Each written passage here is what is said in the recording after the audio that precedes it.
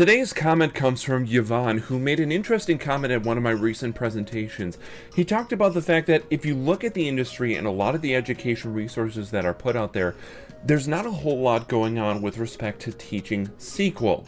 And honestly, Yvonne, I would agree with you. If you take a look at a lot of the resources out there for learning languages to support data, you'll find a lot more about Python, Spark, those sorts of languages, third generation languages, versus working with a fourth generation like SQL.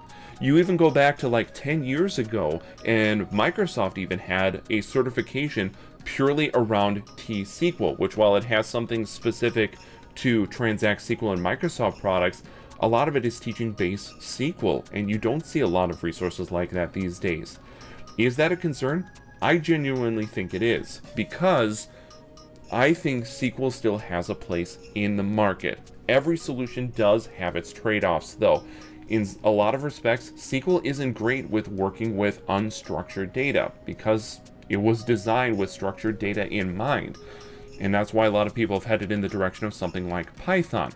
However, Python, if you at least work with the base solution itself, may start struggling with large data sets depending on your environment circumstances, or if you're not using Apache Spark.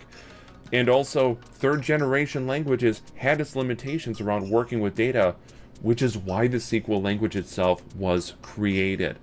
So in my mind, SQL still has a strong purpose in the industry, but we do need more resources. So we need to rally around building more of those.